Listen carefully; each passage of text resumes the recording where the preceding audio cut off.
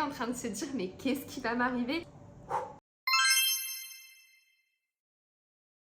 Coucou les mamans, les futures mamans, les parents. Je suis très contente de pouvoir tourner aujourd'hui ma toute première vidéo. La plupart d'entre vous, vous me connaissez de TikTok ou d'Instagram peut-être. C'est vrai que j'ai énormément partagé et créé beaucoup de contenu depuis ma grossesse et j'ai tellement aimé les échanges que j'ai pu avoir pendant toute cette période qui est si particulière et surtout propre à chacune que j'ai décidé de pouvoir créer ma chaîne pour faire des formats un petit peu plus longs qui pourraient intéresser plusieurs d'entre vous. Ce que j'ai le plus aimé regarder dans mon 3e trimestre de grossesse, c'était les récits d'accouchement. Et au-delà des récits d'accouchement, bien sûr, j'étais une grande adepte de baby boom. Même si je finissais soit comme ça, soit en pleurant quand le bébé finissait par venir au monde, c'est un moment tellement unique mais qui nous laisse absolument pas le choix de savoir comment ça va pouvoir se dérouler que pour moi je pense que le fait de pouvoir voir autant de récits d'accouchement différents m'a permis finalement de me rassurer un petit peu. Et donc aujourd'hui on se retrouve pour le récit de mon propre accouchement qui ne s'est absolument pas passé comme je l'idéalisais et comme je l'avais prévu. Néanmoins je vais très bien, je suis en bonne santé, bébé va très bien et est en bonne santé. J'ai accouché le 29 novembre 2024, bébé a eu 6 semaines hier et je me remets petit à petit de mon postpartum. Alors déjà il faut savoir que ma grossesse s'est très bien passée. Le dernier mois a été tellement long, mais tellement long. Pour toutes celles qui sont enceintes et qui me regardent et qui sont dans leur dernier trimestre, les filles, on est ensemble. Surtout le dernier mois, les dernières semaines, on compte les jours, les heures, les minutes, on se dit que ça peut arriver à tout moment. On se dit qu'on peut rompre la poche des os en faisant du shopping ou en allant acheter son pain au chocolat. Pour moi, c'était clairement le cas jusqu'au dernier jour. Le bébé n'a pas voulu pointer le bout de son nez. Je voulais pas forcément être déclenchée, néanmoins la fin était quand même très longue. Je suis reconnaissante aujourd'hui d'avoir eu un gynéco qui n'a pas voulu dépasser la date du terme. Donc on s'était laissé le champ libre pour que bébé puisse venir et pointer le bout de son nez de son propre chef. Et il m'avait fixé un rendez-vous à la maternité la veille de mon terme. Et finalement c'est ce qui s'est passé. C'est simple, je n'ai eu aucune contraction, en tout cas pas ressentie. Je n'ai pas rompu la poche des os, je n'ai pas eu de perte de liquide ou quoi que ce soit qui indiquerait que le travail était en train de commencer. Et donc le 28 au soir à 20h30 on avait rendez-vous avec la maternité avec le papa. D'ailleurs on attend un petit bébé qui est en train de se réveiller, j'espère qu'elle va se rendormir.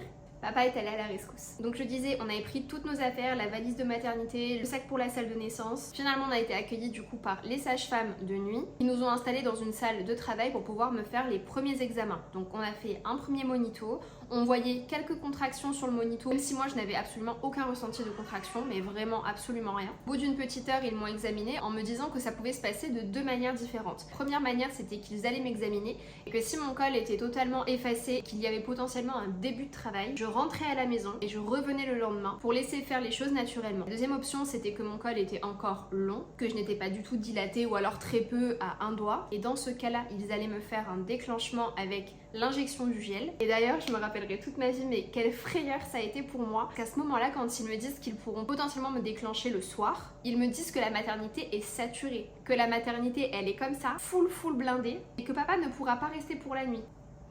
Autant vous dire que j'ai fait un pic de tension, je suis partie comme Buzz l'éclair. Il y avait une interne qui était en train de me prendre la tension, j'étais montée à 14,5.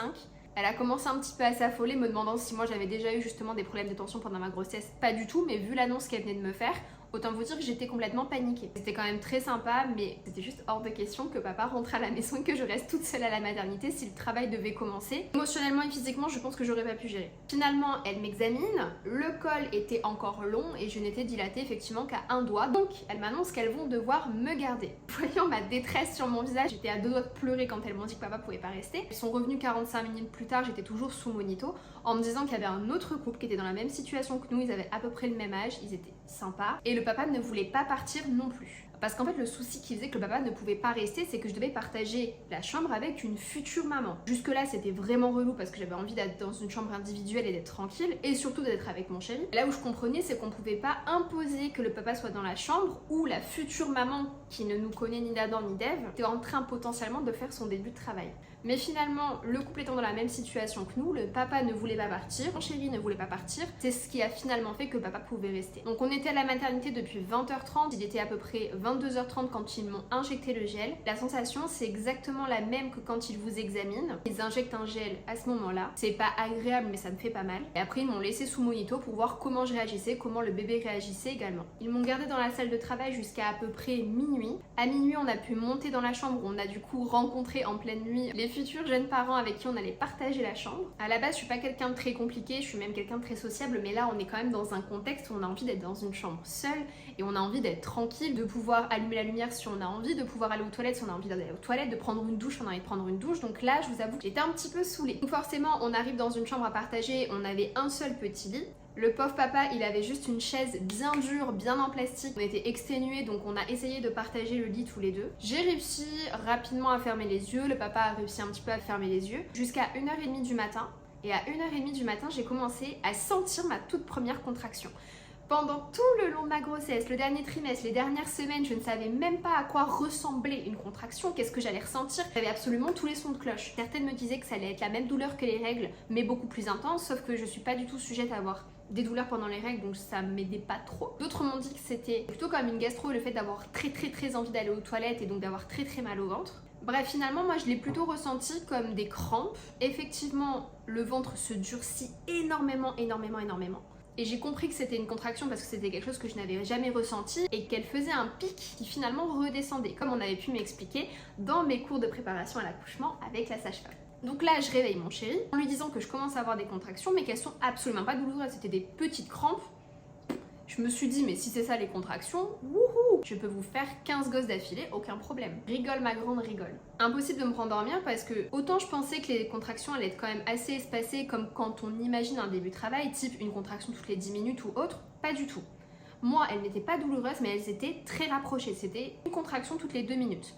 Donc j'appelle la sage-femme, lui expliquant que je commence à avoir des contractions, elle regarde le monito. Effectivement, vous voyez les gros pics sur le monito et vous savez le chiffre là qui augmente jusqu'à 150, 160 et qui ensuite redescendait. Du coup, elle m'examine, mon col n'avait pas bougé, il commençait un petit peu à se raccourcir, mais il n'y avait absolument rien d'alarmant. Elle nous dit qu'elle repasse du coup dans 1 heure. Moi, clairement, je ne me rendors pas parce que les contractions commencent à s'intensifier au niveau de la douleur. Et surtout qu'elles étaient rapprochées. Et la douleur s'intensifie. Finalement, je tiens le coup jusqu'à 4h du matin. Et à 4h du matin, je réveille mon chéri en lui disant que c'est super douloureux, que je me sens vraiment pas bien, que j'arrive plus du tout à rester allongée. Et que ça fait quand même depuis 1h30 du matin que j'ai des contractions toutes les 2 minutes. Du coup, on rappelle la sage-femme, elle revient m'examiner, elle me dit que là, le col se dilate à peine, j'étais à 1,5, le col se raccourcissait encore, mais en fait, il se passait encore rien. Surtout, en ayant regardé 14 000 épisodes de Baby Boom, je savais qu'en général, ils nous mettaient la péridurale parce que je voulais la péridurale. Ils nous mettaient la péridurale qu'à partir du moment où on était dilaté à peu près 3-4 minimum. Moi, j'étais là avec mon vieux 1,5.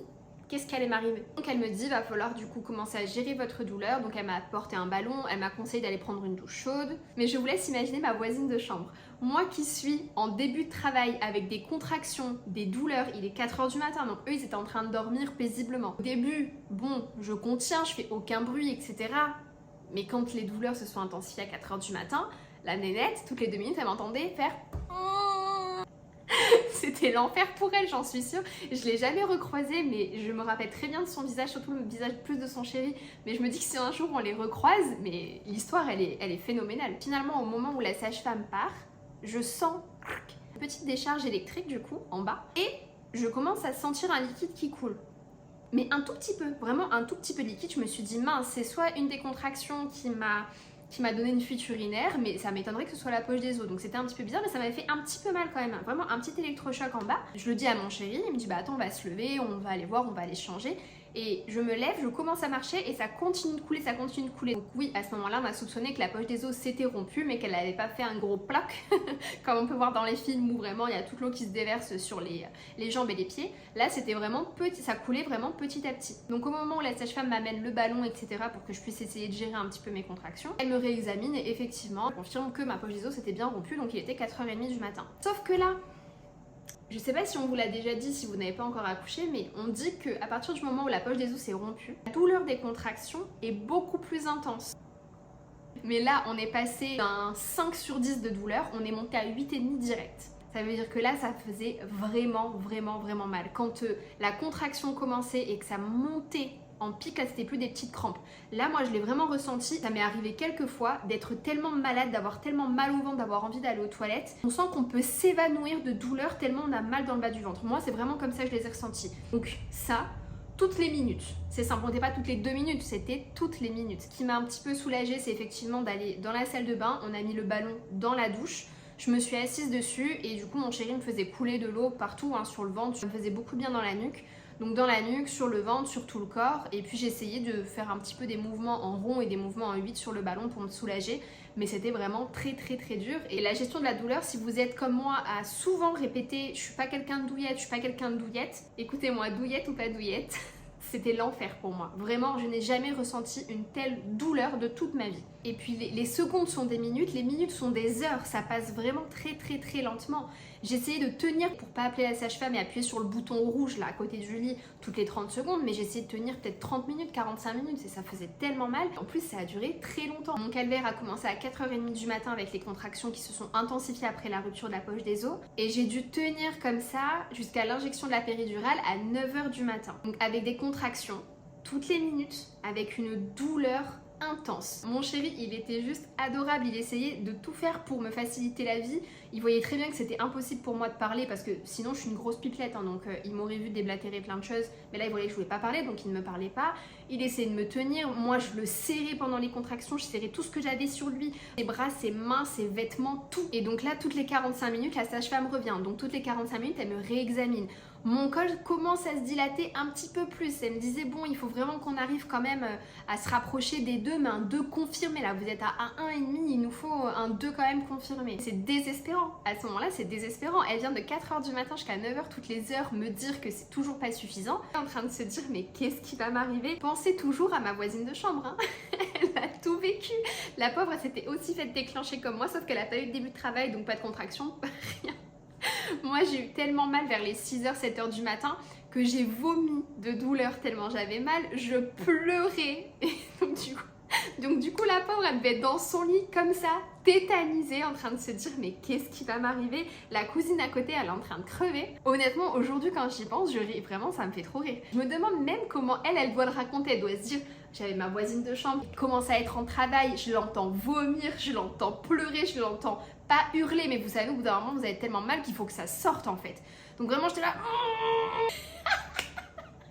La pauvre. Mais j'aimerais trop entendre son récit quand elle a dû le raconter à ses proches, etc. Enfin bref. Donc finalement, tout ce temps passe et mon sauveur, ça a été mon gynéco. Donc c'était un gynéco-obstétricien. Il faisait les accouchements, mais uniquement en semaine et pas le soir. Ça veut dire que si on accouchait à partir de 20h jusqu'au matin 6h, 7h, c'était pas lui qui nous accouchait. Et du coup, moi, j'ai eu la chance de tomber finalement dans tout ce processus et qu'au moment où il commençait sa journée à la maternité, il était là. Donc il est venu me voir, il était à peu près 7h30 du matin. Moi je l'ai vu, c'était le bon Dieu hein, quand il est rentré dans la chambre. Je lui ai pris sa main, je l'ai serré tellement fort, il m'a dit bon, on m'a fait un débrief, vous avez eu l'injection pour le déclenchement, vous avez rompu la poche des os à 4h30, vous souffrez depuis 4h30 du coup parce que poche des os rompue, c'est très dur. On va pas vous laisser souffrir, mais il veut au moins que vous soyez dilaté à 2. Dès que vous êtes dilaté à 2, bim, on vous descend et on vous fait la péridurale. C'est ce que je leur ai dit de faire. Ok, donc moi c'est bon, je commence à prier tout l'univers, le ciel, tous les seigneurs, les étoiles, Dieu, tout le monde. Je commence à tout prier pour que la prochaine fois que Miss Tinguette, avec sa blouse violette là, elle vienne m'examiner, que je sois dilatée à 2. Un petit 2 ou un grand 2, je m'en fous, il fallait que je sois dilatée à 2. Et donc avec de la chance, vers les 8h15, quelque chose comme ça, elle revient m'examiner, j'étais dilatée à 2. Et donc finalement, avec mon chéri, donc on prend toutes les affaires. En plus, on a dû descendre, on a dû marcher dans un couloir, prendre un ascenseur, descendre, etc. Mais sauf que vous ne pouvez pas marcher avec des contractions toutes les minutes et votre énorme bite devant. Donc ça veut dire que vous faites 3 pas, vous commencez à avoir une contraction, vous êtes incapable de marcher. C'est impossible. Donc je pense qu'un trajet qui devait durer peut-être 2 minutes a duré au moins 15 minutes. Finalement, j'ai pu aller dans une salle de travail. L'avantage c'est qu'on habite à Nice, que la maternité elle est en face de la mer, donc sur la promenade des Anglais, donc j'avais une salle de travail avec les grandes baies vitrées et la vue sur la mer. Ça c'est vrai que c'était quand même pas mal. Ils ont commencé à m'installer, ils m'ont mis la Charlotte, j'ai mis la tenue d'hôpital, etc. L'anesthésiste est venue. La gestion des contractions était très difficile au moment de la péridurale parce qu'on ne doit pas du tout bouger. Mais sauf que quand on a une contraction, c'est très compliqué de ne pas bouger. Donc heureusement, il y avait une interne qui était là, qui était juste adorable. Elle est restée vraiment tout le long avec nous, vu que papa ne pouvait pas être dans la pièce au moment de la péridurale. Et donc à ce moment-là, en fait, ce qui est le plus inconfortable en plus, c'est la position. En soi, pour moi, la douleur de la péridurale, c'était rien parce que c'est un petit claque. Oui, ça fait mal, c'est une petite piqûre dans le dos. Mais ça ne dure qu'une microseconde. Après avoir souffert pendant presque 5 heures d'affilée de contraction, croyez-moi que la péridurale, j'en avais rien à faire de la douleur. Là où c'est inconfortable, c'est que déjà quand il y a une contraction, vous avez envie de bouger parce que vous avez super mal. Mais en plus, il vous demande vraiment de vous arrondir le plus possible. Mais vous avez un bide énorme devant vous, donc vous pouvez pas vous arrondir tant que ça. Vraiment faire la tortue quoi. Faut vraiment avoir la tête comme ça qui rentre. Donc moi, ce que j'ai fait, c'est que j'ai fait un câlin à l'infirmière. Elle m'appuyait sur la tête. Et au moment en plus où il a mis l'aiguille, il me disait l'anesthésie, surtout ne bougez pas. Et là, j'avais la une contraction énorme. Je serrais de toutes mes forces mes poings, je crois que mes ongles sont rentrés dans ma peau, j'étais prête à saigner. Mais bon, l'avantage c'est que c'est quand même super rapide, en fait en 10 minutes c'est fait. Donc ça c'est génial. Et après la péridurale, le bonheur. Le bonheur, je ne sentais plus rien. En fait, on sent encore qu'on a des jambes, qu'on a des pieds, on peut encore à peu près bouger, même s'il faut quand même soulever les membres, hein, soulever la jambe, soulever le pied dès qu'on doit bouger. Et la douleur des contractions avait disparu. Là, c'était exceptionnel. À ce moment-là, c'était magique. Donc on va dire que de 9h jusqu'à midi, ce qui s'est passé, c'est que moi, je n'ai pas arrêté de dormir. À ce moment-là, vraiment, on s'endort, on se repose de la nuit blanche juste qu'on vient de taper. Le chéri essaye un petit peu de se reposer aussi. Et à ce moment-là, il n'y avait rien d'alarmant parce que oui, le travail avançait petit à petit. Je commençais à être dilatée à 3, puis à être dilatée à 4 jusqu'à midi. Donc j'étais contente parce que je me suis dit ça avance bien. Et moi, mon souhait, et j'idéalisais un accouchement par voie basse. Donc c'est vrai que tout se déroulait super bien. Mais le problème, c'est que à partir du midi, en fait, le travail s'est arrêté. Ça veut dire qu'il y avait une perfusion où il m'injectait l'ocytocine. Il m'injectait vraiment tout ce qu'il fallait pour que le bébé descende, pour que le travail commence, pour que le col se dilate, etc. Sauf que tout s'est bloqué à partir de midi. Je suis restée dilatée uniquement à 4. À partir de midi jusqu'à 15h, ça ne bougeait absolument pas. Il m'injectait, ça ne faisait pas effet. Et les facteurs qui faisaient qu'il voulait quand même se dépêcher que l'accouchement se fasse, c'est que c'était mon premier bébé, que je ne suis pas très grande, je suis même petite, et que pour eux, du coup, le bassin était quand même assez étroit au vu de ma taille et de ma pointure, chose que je ne savais pas. Et que le bébé était estimé à minimum 3,5 kg, voire jusqu'à 4 kg. Partie de ce principe-là, les facteurs n'étaient pas forcément bons pour qu'on attende plus. Et donc à 15h, voyant qu'il ne se passe rien, la sage-femme commence à m'annoncer tout doucement, en tâtant le terrain, si dans l'heure qui arrivait, le travail ne commençait pas plus à s'intensifier, on allait devoir partir en césarienne. Là, c'était la fin du monde. Là, vraiment, quand j'y pense aujourd'hui, ça va parce que je sais qu'on va bien, mais c'était la fin du monde. En fait, j'avais tellement envie d'accoucher par voie basse, j'avais tellement envie de vivre ça, de faire moi-même sortir mon bébé, de vivre la chose vraiment naturellement. J'idéalisais tellement ce moment, surtout que la grossesse s'était très bien passée, que bébé avait la tête en bas déjà au 2e trimestre. Oui, c'était un gros bébé, c'était la seule chose qui me faisait dire que potentiellement, dans le pire des cas, on pouvait partir en césarienne, mais je souhaitais vraiment un accouchement par voie basse. Donc, je m'effondre, je pleure toutes les larmes de mon corps. Mon chéri, il essaye un petit peu de me rassurer. Sa femme, elle essaye de me rassurer aussi. Et là, vraiment, je me dis, allez, c'est bon. Sois positive, et là je commence à faire des affirmations positives, vraiment. Je vais accoucher par voie basse, mon col va se dilater. Je vais accoucher par voie basse, mon col va se dilater. Et je répète ça dans ma tête à fond, puis mes larmes continuent de couler. Puis finalement, 1 heure passe très vite. Et au bout d'1 heure, du coup à 16h, ils me disent qu'on va partir en césarienne. Donc là plus le choix, donc j'essaye un petit peu de positiver aussi en me disant que c'est peut-être pas plus mal, peut-être que c'est comme ça que ça doit se passer, que si j'avais accouché par voie basse ça aurait été un accouchement peut-être très difficile, mais là au bout d'un moment on est dilaté qu'à 4, je suis en travail depuis 1h du matin et il était déjà 16h, donc forcément c'est très long. Pour un petit bébé, c'est très long aussi. Je devais m'y résoudre et là, ce qui a été super traumatisant pour moi, c'est qu'à ce moment-là, tout est allé très vite. En fait, du coup, quand je regarde même dans le carnet de santé de ma fille, il y a écrit césarienne d'urgence, on voit que tout le personnel se met vraiment en urgence. Sachant que tout le monde vient avec douceur nous voir, que ce soit l'anesthésiste, les sages-femmes, tout le monde vient vous voir avec douceur pendant tout ce temps-là.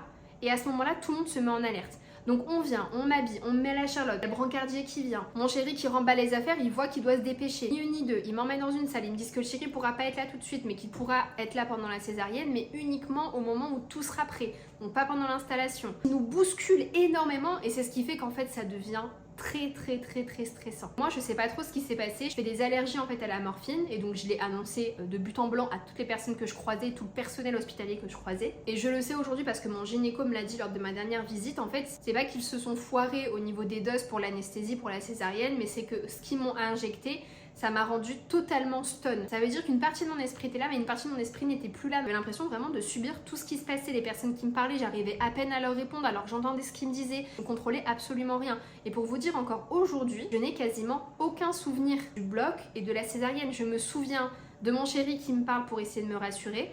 Je me souviens de leur dire que j'avais envie de vomir. Du coup, j'ai failli vomir justement.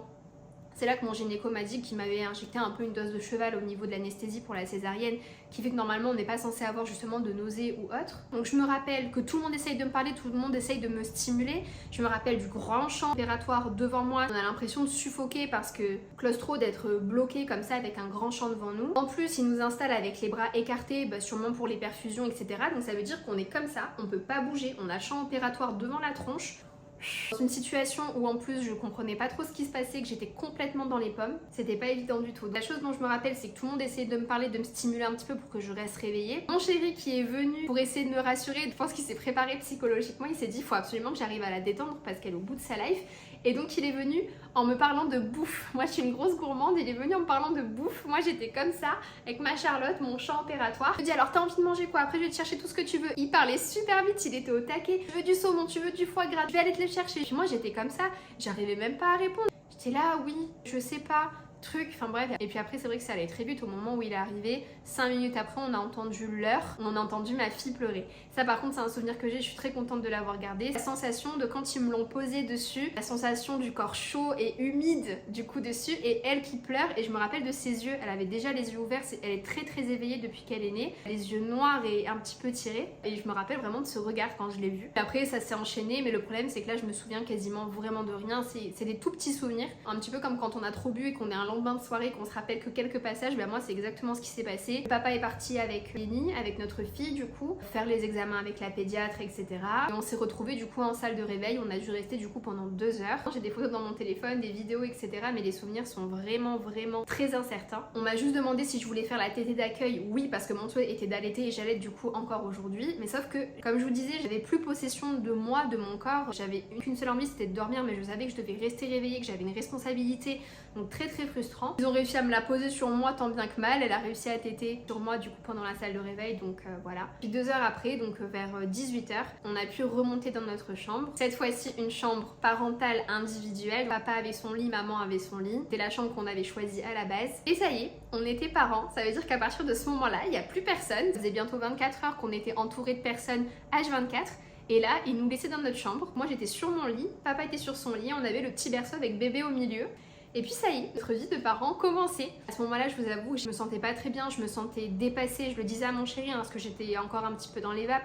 Je me sentais dépassée, j'avais pas mal parce que j'étais encore anesthésiée, mais je savais que je pouvais pas bouger, j'avais encore la sonde urinaire. Je pouvais pas me lever, je pouvais pas marcher, je savais pas pendant combien de temps, je savais pas quelle allait être la douleur sur les prochains jours. Et finalement, et c'est là que le choix du papa est quand même primordial, il a vraiment tout pris en main et totalement déstressé, il faisait absolument tout, il y prenait du plaisir, il est tombé amoureux de Lénie au moment où il l'a vue. Et puis du coup, c'est lui qui a absolument tout géré sur la suite. Donc du coup voilà. Moi j'ai pas envie que la vidéo soit trop longue, déjà que le récit il est quand même assez long, mais j'aimerais bien aussi vous parler un petit peu de notre séjour à la maternité, de vous dire un petit peu ce qu'on fait, comment ça se passe. Je pourrais faire une prochaine vidéo du coup en parlant de ça. Mais en tout cas, future maman, si vous avez regardé cette vidéo, dites-vous que vous ne pouvez rien planifier. À part si vous avez une césarienne de prévu, parce que dans votre grossesse ça se passe comme ça, sinon vous ne pouvez absolument rien planifier. Honnêtement, moi j'ai tout essayé pour déclencher le travail, tisane de fleurs de framboisier, je mangeais des dattes, j'allais marcher, je faisais des montées d'escalier, j'essayais de faire un peu des squats, enfin bref, le travail s'est pas déclenché. On peut se dire qu'après le travail va vite, mais au final il va doucement. Enfin, au final, tout allait très bien pendant ma grossesse et j'ai quand même fini en césarienne. Vous pouvez absolument rien prévoir, donc allez-y le plus détendu possible, laissez les choses se faire. Personnellement, moi j'avais pas envie de faire un projet de naissance parce que c'était mon premier enfant. Je préférais que le corps médical soit assez à l'aise de pouvoir faire ce qui leur semblait juste. Et surtout de pas me frustrer parce que dans ma tête, si on débarquait avec un projet de naissance, que ça ne se passait pas comme prévu, j'avais pas envie d'être frustrée que ça ne se passe pas comme prévu. Donc moi c'est comme ça que je voyais les choses. Bien sûr après, tout le monde gère les choses de la façon qu'il veut, mais nous c'est plutôt comme ça qu'on a voulu y aller. Votre accouchement se passera comme il doit se passer. On se dit à très vite pour une prochaine vidéo.